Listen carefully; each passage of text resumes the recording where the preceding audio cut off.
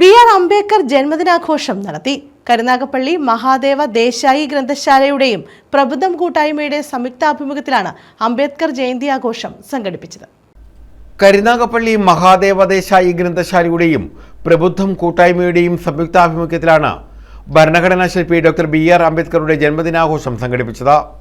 ഗ്രന്ഥശാല president K. ശിജുകുമാർ അധ്യക്ഷത വഹിച്ചു.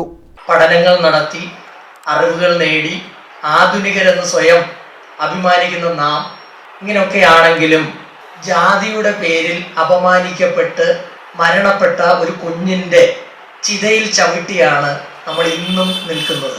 അപ്പോൾ എനിക്ക് നിങ്ങളോട് ചോദിക്കാനുള്ളത്, ഈ മനുഷ്യൻ പ്രസക്തനാണോ? ആണ്. ജാതി ഉണ്ടോ? ഉണ്ട്. മതമുണ്ടോ? ഉണ്ട്. അതിൻ്റെ പേരിലുള്ള ഉച്ചനീചത്വങ്ങൾ ഇന്നുണ്ടോ?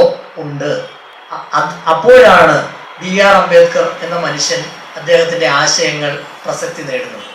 ഈ ജാതിക്കും മതത്തിനും ഒക്കെ മീതെയായി മനുഷ്യൻ എന്ന പദം ഉയർന്നു നിൽക്കുന്ന ആ ഒരു അന്തരീക്ഷത്തിലായിരിക്കും എനിക്ക് തോന്നുന്നു ഒരു മനുഷ്യനെ അല്ലെങ്കിൽ ഒരു സമൂഹത്തെ ആധുനികർ എന്ന് നമുക്ക് വിശാലമായ കാഴ്ചപ്പാടുള്ള, സ്നേഹമുള്ള, സാഹോദര്യമുള്ള, തുല്യതയുള്ള, നീതി ലഭിക്കുന്ന ഒരു സമൂഹമായി നമുക്ക് ഉയർത്തി കാണണമെങ്കിൽ ഈ ജാതിക്കും മതത്തിനും വർഗത്തിനും വർണ്ണത്തിനും ഒക്കെ അതീതമായി മനുഷ്യൻ എന്ന പദത്തിന് പ്രാധാന്യം ലഭിക്കും.